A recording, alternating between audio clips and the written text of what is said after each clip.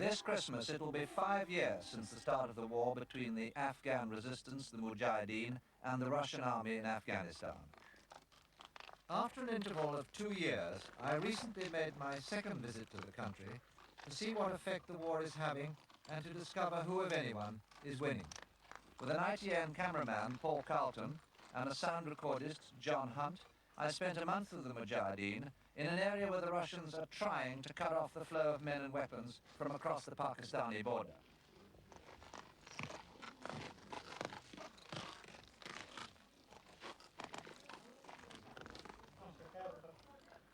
But that border is 1,500 miles long, the mountain trails are myriad, and the flow of men and arms is heavier and better organized than 2 years ago. We traveled through a virtually deserted landscape. The people who lived here are now nearly all refugees in Pakistan.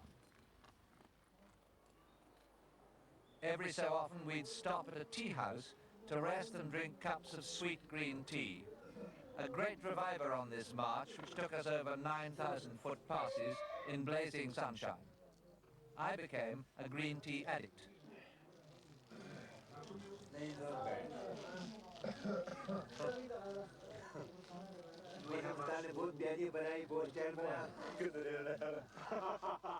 The Mujahideen are tireless, but Westerners like myself find it hard to resist asking repeatedly and plaintively how much further there is to go. Do we have a long way to go today? Do we have much further to go today? Nearly there. These Mujahideen, most in their teens or early 20s, have left their families in Pakistan to come back and fight the jihad, the holy war against the infidel.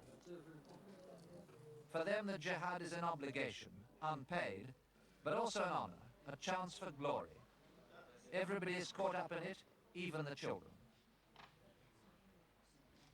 Compared to 2 years ago, I found the Mujahideen much better armed. Some groups even have anti-aircraft missiles, like these SAMs, although it's doubtful if the international symbols this way up, fragile and keep dry, mean much to the Afghans, especially when everything has to be brought in over the mountains by pack horse.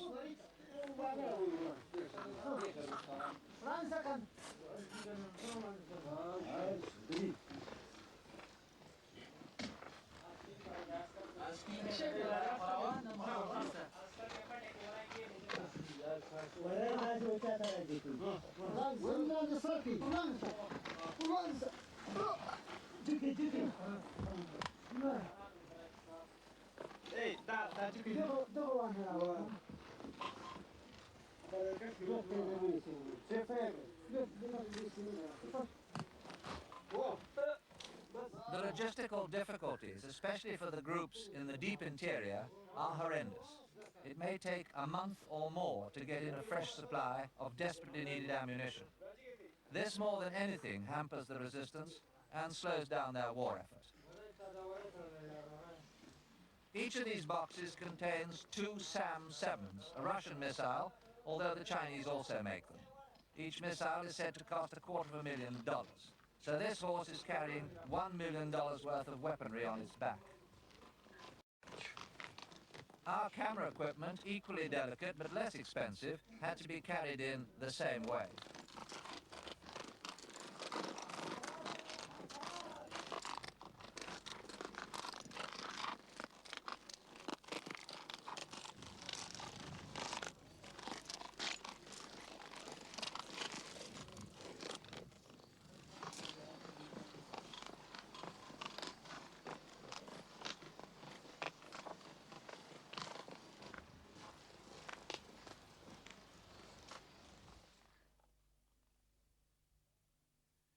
From the border, we headed north and east towards the Kabul River, where our group planned to ambush a Russian convoy. Then back in a circle to Hisarak to try and capture a government fort, a journey of 300 to 400 miles. Recently, the Russians have tried hard to block the guerrillas' infiltration routes in this key area, both along the border and also deeper in. The guerrillas' response has been to attack Russian convoys and outposts and blow up the power lines to Kabul.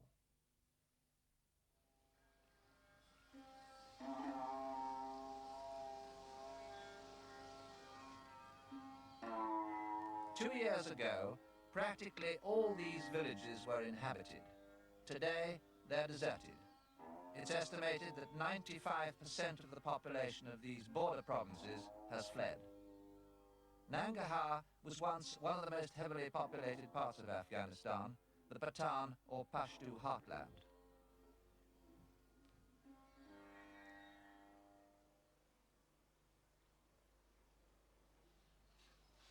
Often the only occupants are the mujahideen themselves. The villages are their staging posts, their field kitchens, where they butcher and prepare the tough meat, mainly goat, on which their army marches.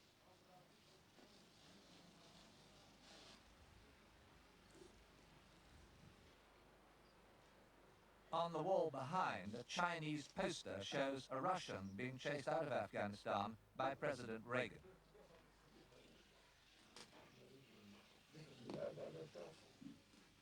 Traditionally in an Afghan village, the women always did the cooking.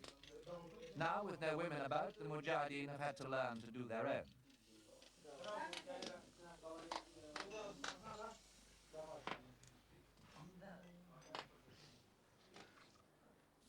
Some of them are very young, mere boys like 12-year-old Rais Khan, youngest of 13 brothers, all mujahideen. How long has he been fighting? And does he like being a mujahid? Would he not rather be at school? Would he not rather be at school? No. Has he ever been involved in any fighting? Oh. Where and when? Qatar. Qatar. My nigga Pizza Tanga Jango Karal.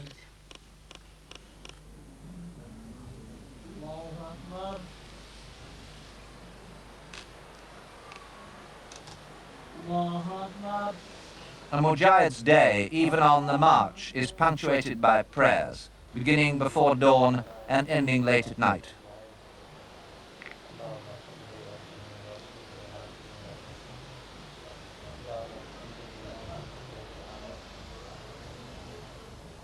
Their Islamic faith burns as brightly as it ever did and appears indestructible.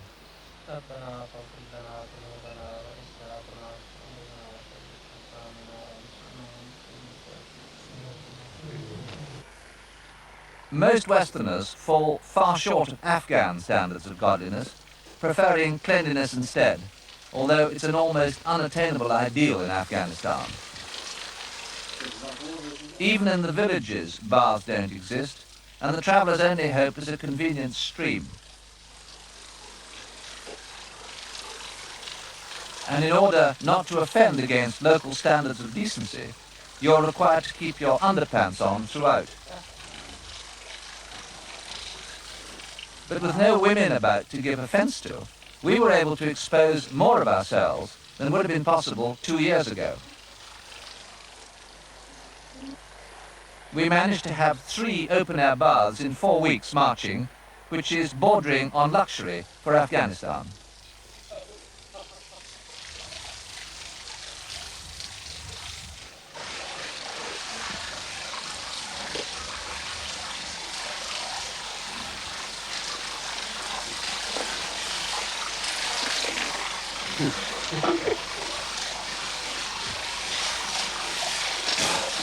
Oh, great.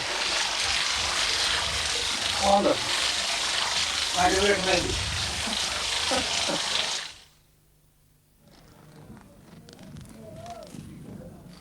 In the last 5 years, the flood of Afghans leaving the country to escape the Russians has created the biggest refugee problem in the world. 3 million in Pakistan, another million in Iran. 4 million in all, 1/4 of the population. Plus another 500,000 internal refugees, people who fled their homes but are still in Afghanistan.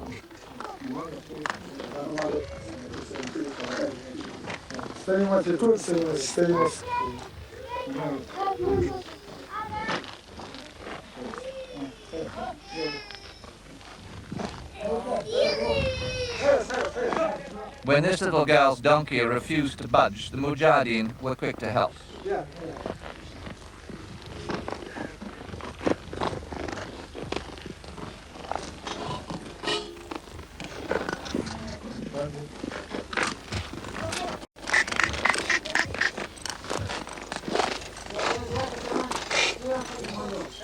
We met this party of refugees 3 days in from the border. The temperature was in the 90s and there was no shade for miles. Among them were 4 young women we weren't allowed to film, but they told one of our escorts they'd all been raped by Russian soldiers, all were pregnant, and one was very close to giving birth. We were told there had been similar cases before, but the women had always killed themselves.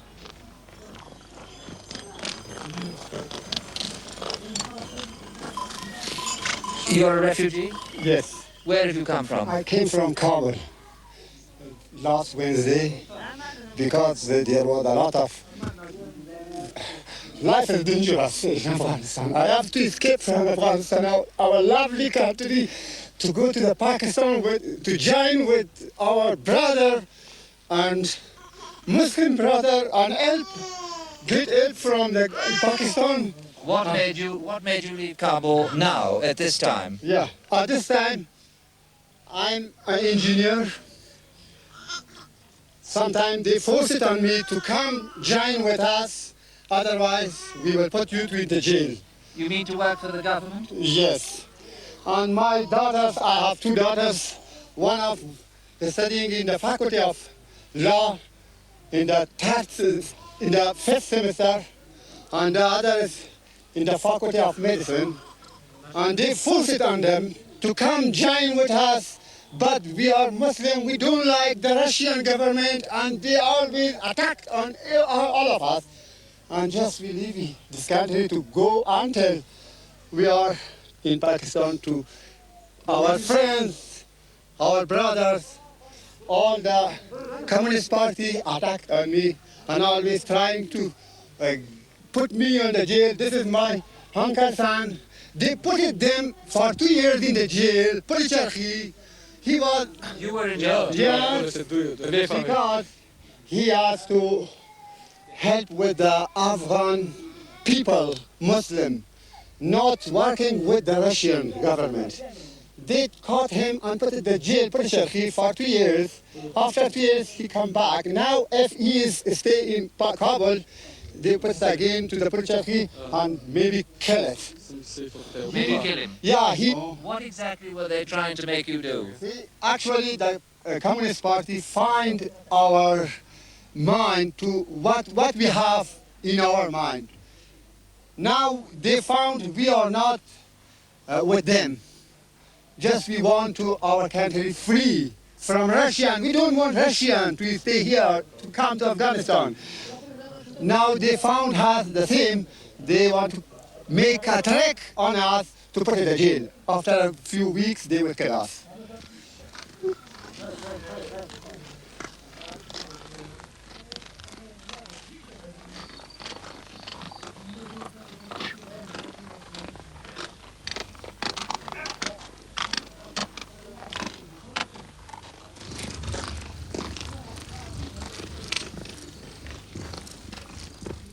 Later that day, we pushed on into the mountains.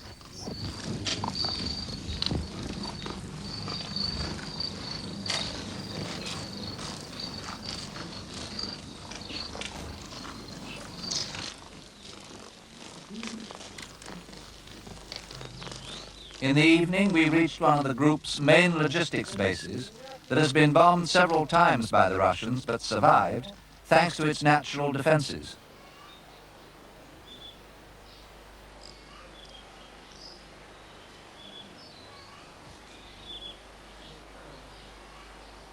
The armory is tunneled into the side of the mountain and contains a whole array of weapons, all Russian or Chinese, heavy and light machine guns like this Goryunov, which fires 650 rounds a minute.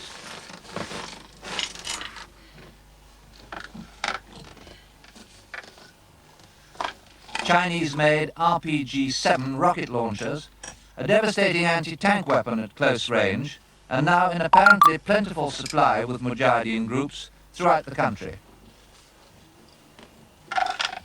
Such is the penetrating power of the nose cone that it can pierce armor plating and is deadly against soft-skinned vehicles. Hundreds of boxes of ammunition for the Zgoyak heavy machine gun. 82mm recoilless rifle ammunition,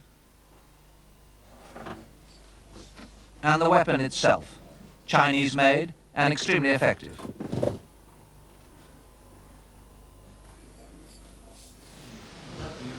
Allahu Akbar.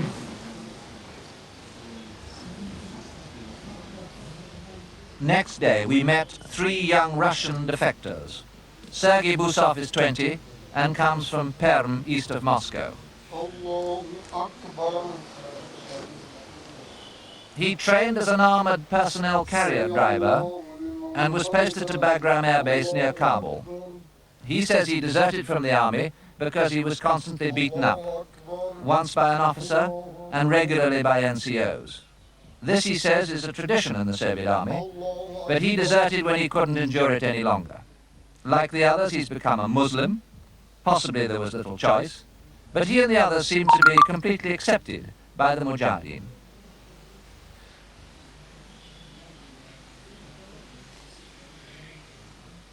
Wladysław Naumov is 21 and comes from Volgograd, the old Stalingrad.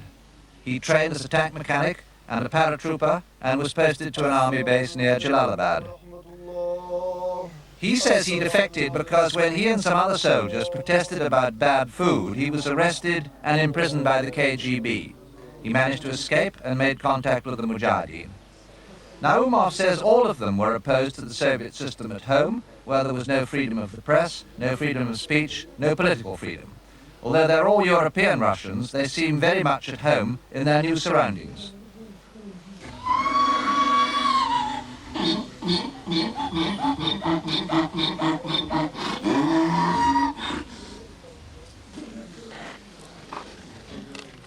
Naumov is writing a book about the war which will describe, he says, the behavior of the Soviet army in Afghanistan and the atrocities. How, for example, at the end of May 1983, a totally innocent Afghan, in his words, was held in front of a tank gun and blown to pieces. They defected separately, Naumov says, basically because they all opposed the war in Afghanistan on moral grounds. They met later and have been together for almost a year.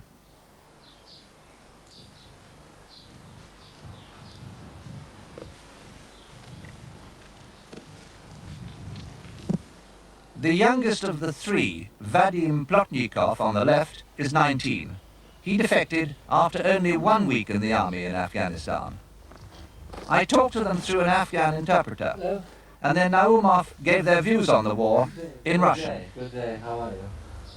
Первое, конечно, что о чем хочется рассказать, это о тех, в общем, бомбардировках, которые, в общем, делает советская авиация в Афганистане. Это, в общем, советское правительство прекрасно понимает то, что, в общем, когда делается, в общем, бомбардировка деревень или афганских городов, то при этих бомбардировках погибает очень много мирного населения афганского, которое не воюет против советской армии.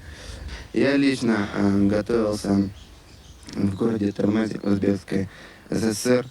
В общем, сначала я проходил подготовку десантно-штурмовых батальонов. Вот.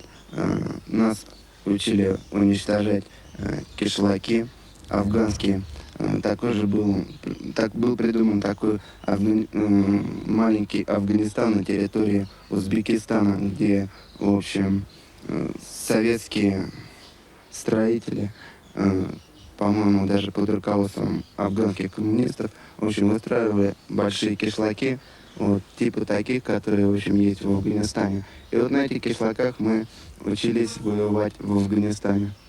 С какими трудностями здесь сталкиваются в Афганистане советские солдаты? Ну, это первое, конечно, что я не буду говорить о бытовых условиях. Конечно, здесь бытовые условия очень трудно, очень ужасно. Во-первых, рельеф этой страны не соответствует с рельефом нашей страны. Вот, и здесь по подготовке воевать очень трудно. Вот. Афганцы же, конечно, они знают, за что борются. В общем, борются они за свободу своей страны. А советские солдаты, что им, в общем, в Афганистане, они не знают, зачем они пришли. Толком никто не знает, зачем они пришли в Афганистан и что им здесь нужно делать. Вот поэтому они к военным действиям относятся прохладно. Почему прохладно относятся еще к военным действиям? Потому что они боятся, в общем, смерти. Каждый солдат хочет вернуться домой. В общем, его дома ждет или же семья, или его родственники. Вот. Поэтому, в общем, советские солдаты очень плохо здесь ведут боевые действия. Вот. Также советское командование очень, по-моему, очень недовольно ведением войны в Афганистане. Как, вернее, ведут войну в Афганистане советские солдаты.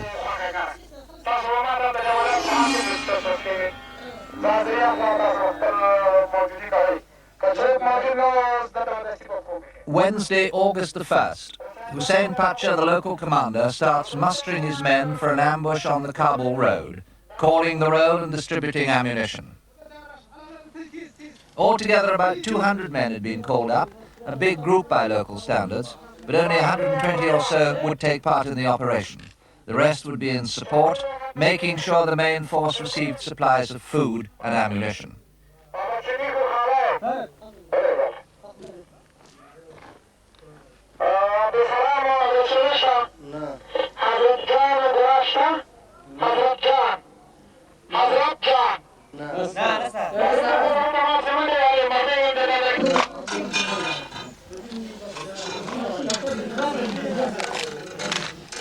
First, each man received a handout of 9mm ammunition for his Kalashnikov rifle.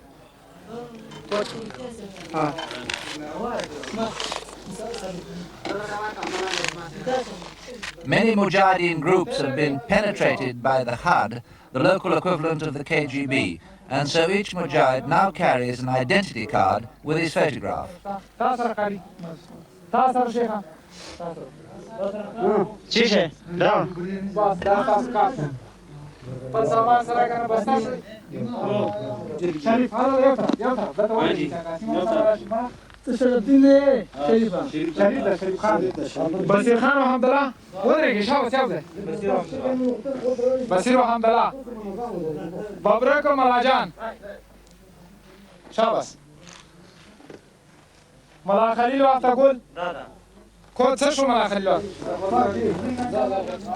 One of the problems the Mujahideen face is finding men skilled enough to be SAM operators. Few Mujahideen have any military training, although they all have a natural aptitude for arms, and few have much formal education.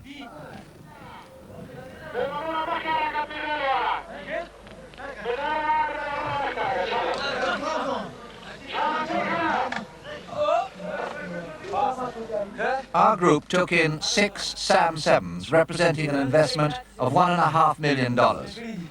This is the SAM-7B, the latest version, a heat-seeking missile designed to lock on to an aircraft's exhaust. It has a range of 3 miles and a speed of 1,250 miles an hour.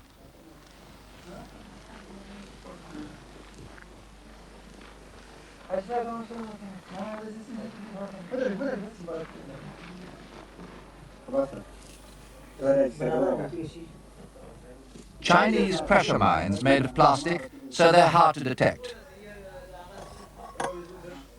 By removing the detonator in blue, so that they no longer act as pressure mines, packing them with extra explosive, and then wiring them up in batches, the Mujahideen hoped to pull off a spectacular ambush. There were generous supplies of C3 blasting gelignite, which is remarkably stable to handle. Looks and smells like marzipan, and can give you a nasty headache if you inhale the fumes for too long. Pound for pound, it's probably the most powerful explosive in everyday use.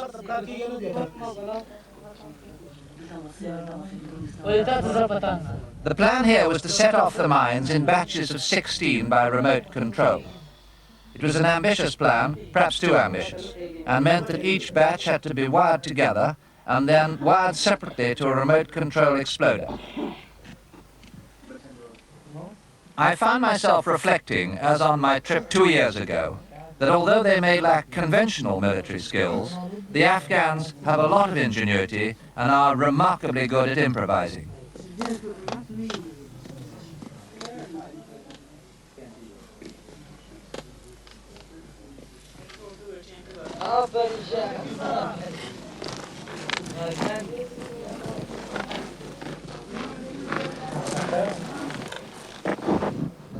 Well, the ambush site has finally been chosen, and this group of mine layers is setting off now to plant 80 mines on the main road, which is just over that hill down at the bottom of a steep gorge. It's the main road from Kabul, the capital, to the important provincial city of Jalalabad, and along it run big Russian convoys regularly, up to 250 or 300 vehicles, some of them carrying ammunition, petrol, and troops. Now today, a big convoy went along that road, but the guerrillas weren't ready. So they're hoping there'll be another convoy tomorrow or the next day.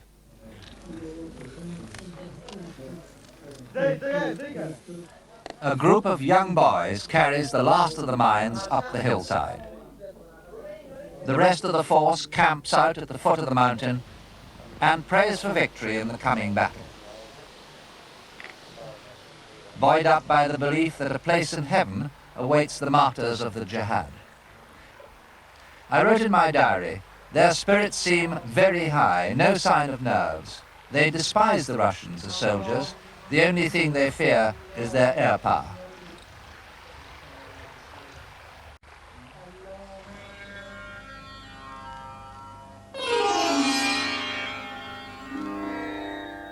Dawn, Friday, August the 3rd.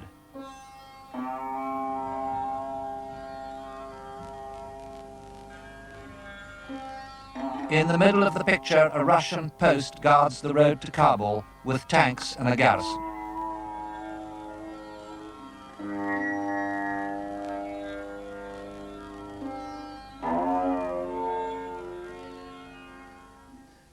Well, the ambush plans seem to have gone wrong.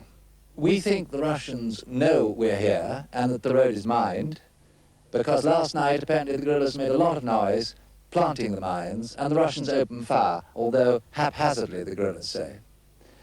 What we do know is that the Russians have now blocked all civilian traffic on the road in both directions, and we're now waiting to see what happens next.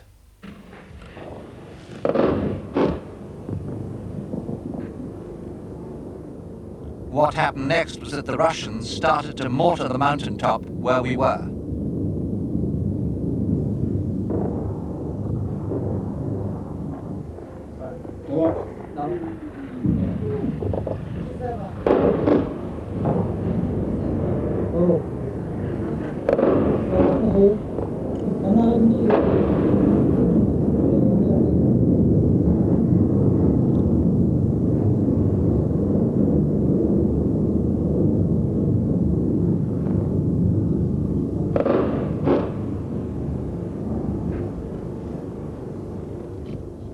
Well, the Russians got us pinned down on the side of the mountain at the moment, and they're lobbing mortars. That's one just gone off on the top, just over the top here. And down below us on the road there are 5 Russian tanks. We can't see them because the gorge is very steep. They're shooting back up at the Mujahideen positions with tank guns, the main gun, and also with machine guns. And the Mujahideen are shooting back at them with RPG-7s, rocket propelled grenades, and machine guns. And we're waiting to see whether the Russians are going to put in an airstrike.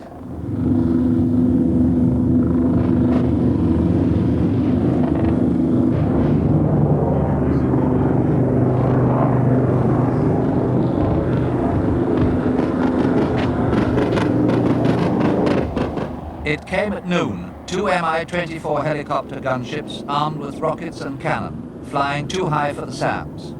When the first gunship opened fire, the rockets went right over our heads.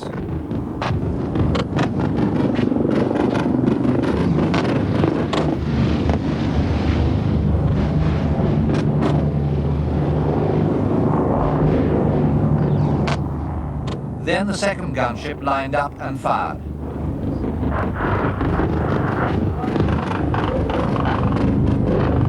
The rockets smashing into the hillside above us.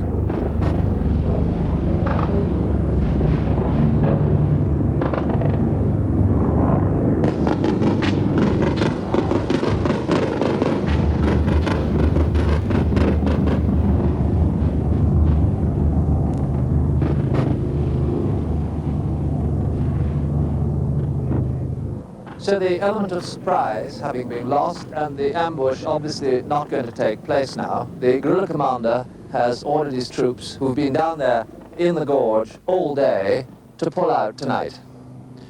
It just shows you today's action how easy it is for the Russians to keep a grip on this road. They've got strong posts all along it, about 2 miles apart, from which they can rake the mountainside with heavy mortars and tank fire. But it also shows just how easy it is for the guerrillas, the mujahideen, to cut the road at any time. Today they've stopped all traffic for the whole day, and we don't know when it's going to start again. It shows you that they are in a very strong position to cut the road whenever they want to. And today, in fact, they have knocked out 2 tanks.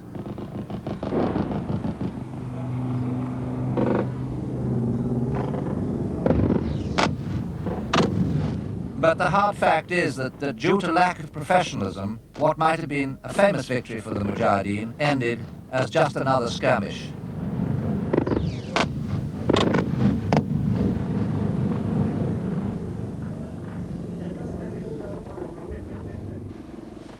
Surprisingly, casualties were very light, only 2 wounded.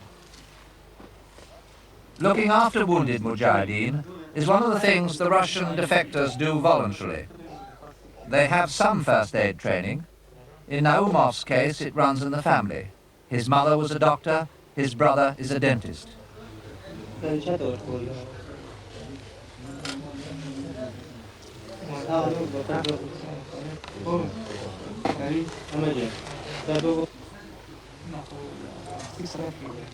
This man was wounded by pieces of shrapnel from a mortar. The Mujahideen have almost nothing in the way of medical supplies. A serious wound usually means gangrene and death. By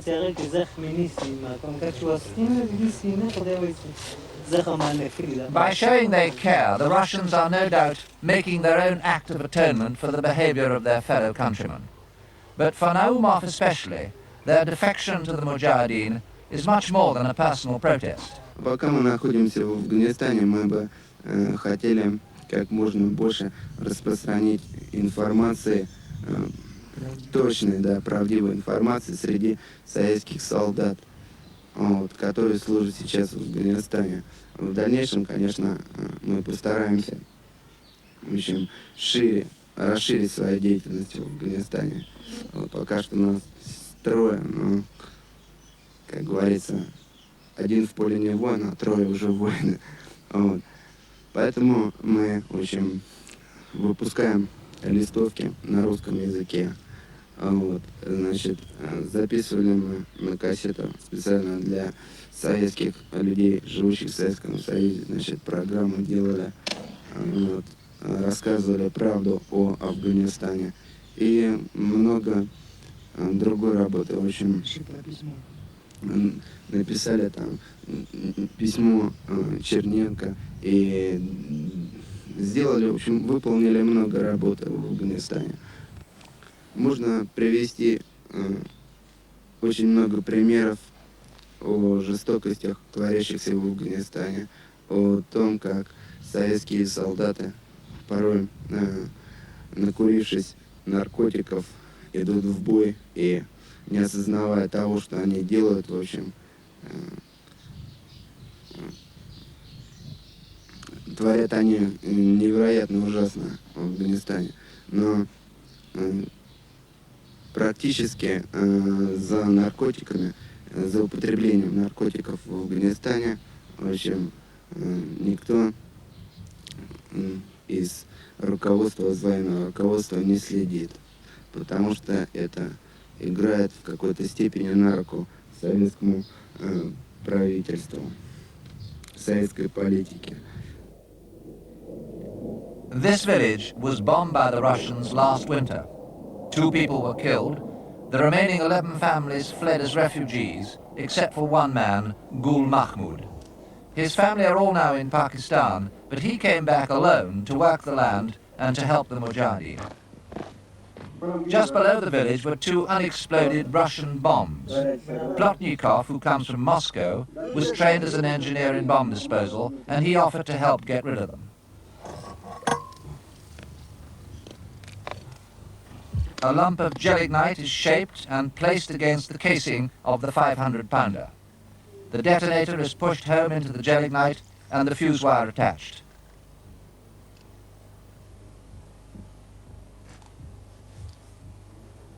Plotnikov lights it and runs. He has a minute to get clear.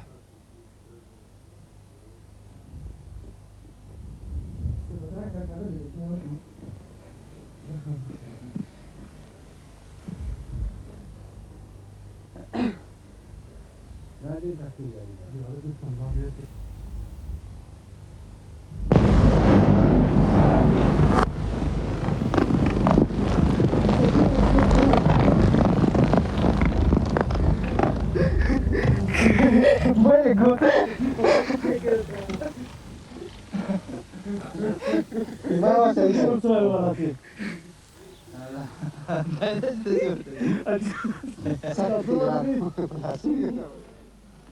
Thursday, August the 9th. Great excitement in camp at the news that the leader of the group, Юнус Халеса himself, was approaching. Red-bearded and sprightly for a man of 67, Юнус Халеса is the only senior resistance leader with headquarters in Pakistan who crosses regularly into Afghanistan to visit his men in the field. He recently married a young wife and had a son, which his followers see as a commendable sign of his virility.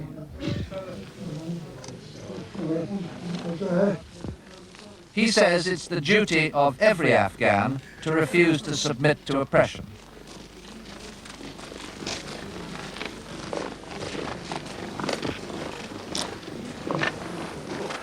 Юнус Халеса is not a soldier, but a mullah, a man of God, deeply versed in the teaching of the Prophet and in the words of the Quran.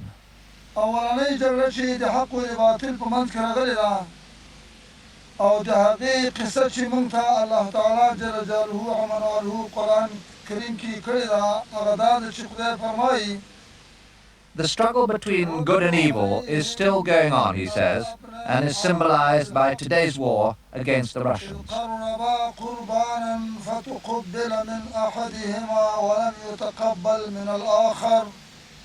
Now you're getting a lot more arms than when I was here 2 years ago, but is it enough?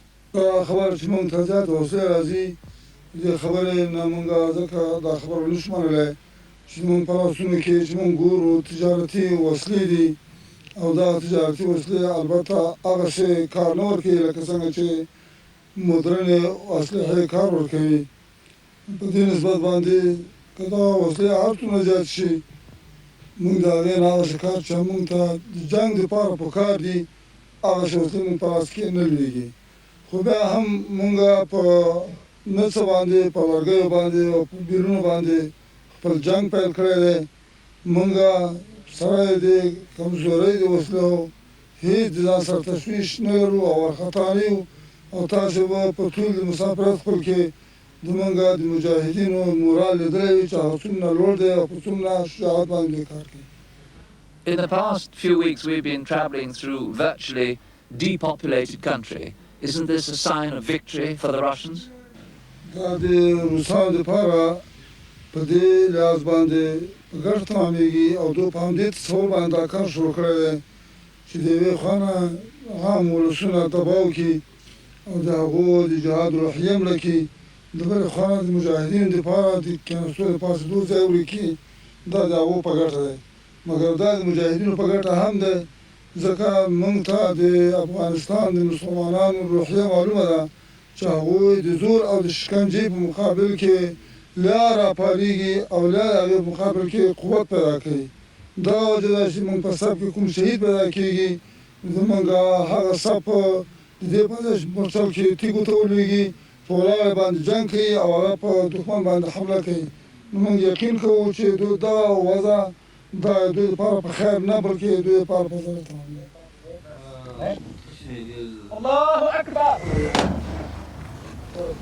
Next day we went to inspect a nearby government fort which the Mujahideen were besieging. The first rounds fell short.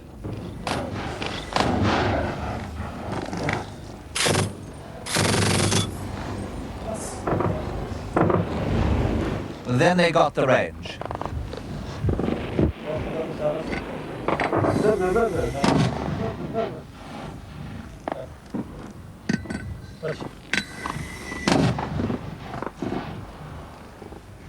Bas.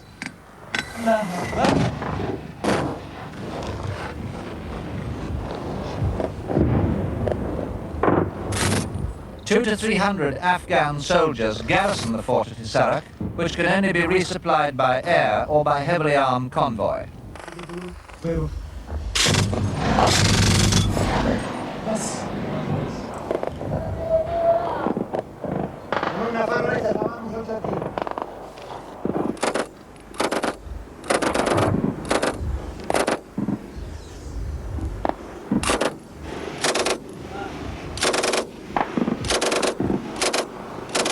The Mujahideen brought up a recoilless rifle.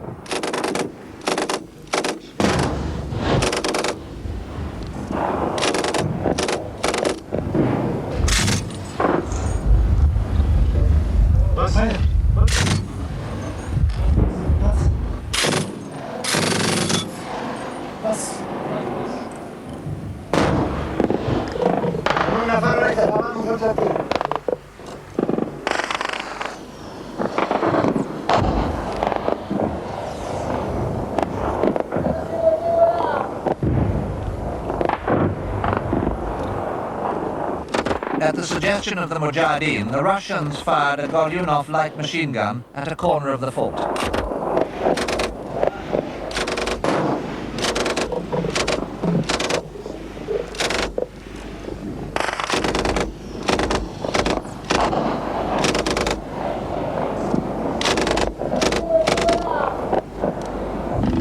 In the afternoon, the helicopter gunships arrived to pound the Mujahideen positions, first dropping flares to decoy any SAMs, and then firing rockets.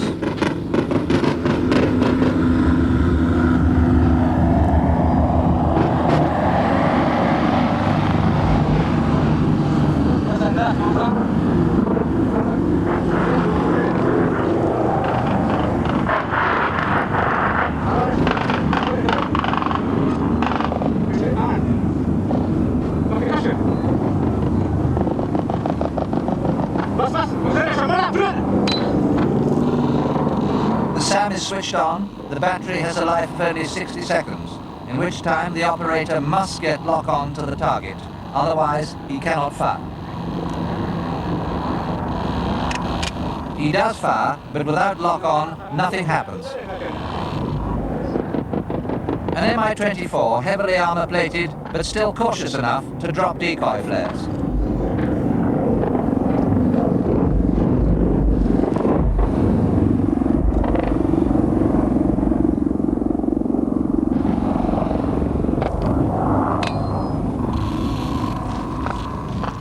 A second SAM is made ready.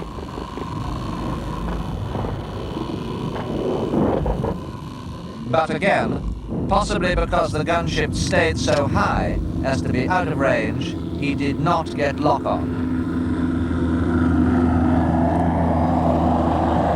That just goes to show how very difficult it is to use this weapon, the SA-7. Even the Russian makers claim a success ratio of 1 in 4. That's under ideal conditions. But in combat conditions such as these, the real kill ratio is probably much more like 1 in 10. A few days later, the Russians resupplied the fort by air. On their way back, an Mi-8 flew right past us very low. the Mujahideen took position with one RPG and one SAM. The RPG fired first, you can just hear it, but missed.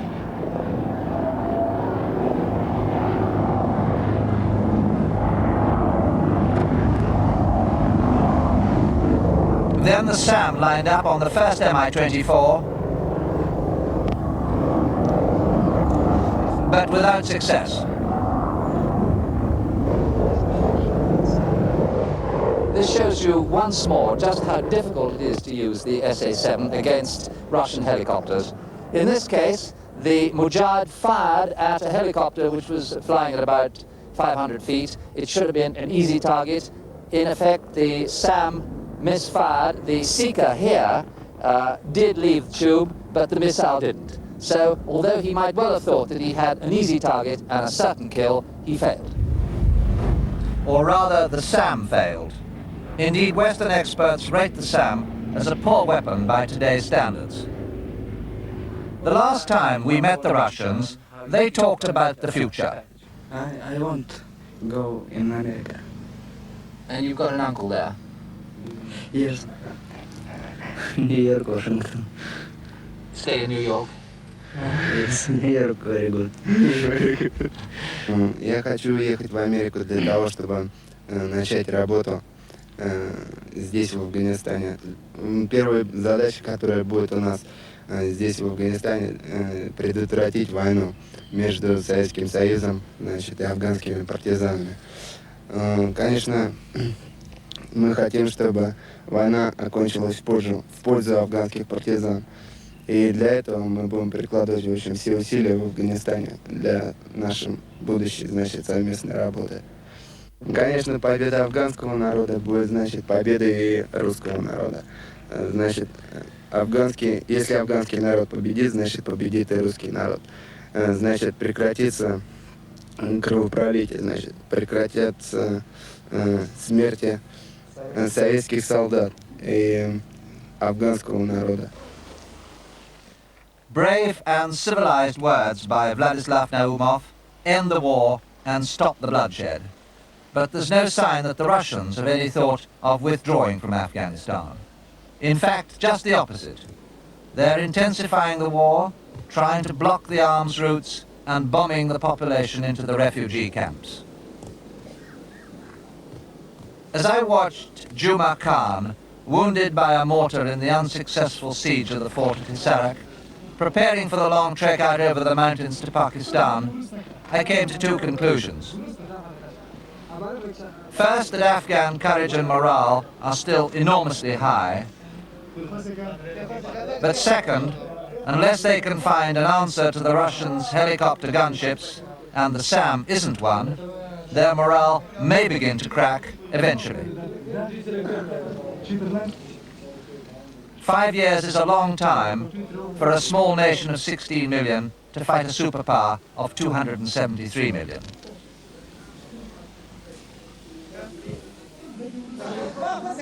The Mujahideen can be criticized for being undisciplined tribesmen.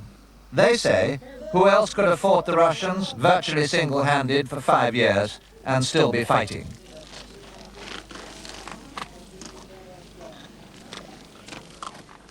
In the end, the fate of the Mujahideen will be decided by how much more aid they get from Pakistan, China, and the West, and whether that will include a more effective anti-aircraft missile.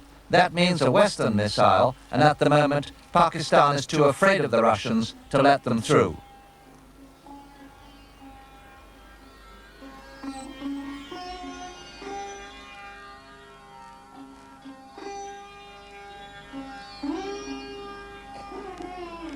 So what will the next 5 years bring? The war will almost certainly go grinding on, because the Afghans don't give up easily. It will mean more of this. No one knows the toll among the Afghans. There are no statistics. But the number of dead and wounded must run in to scores of thousands, many of them children.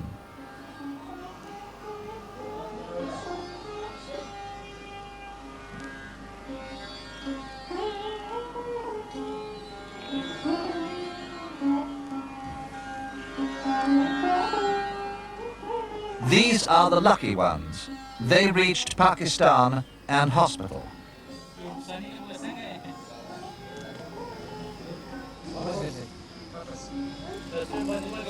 They at least have some sort of future. For many others inside Afghanistan, there may be no future.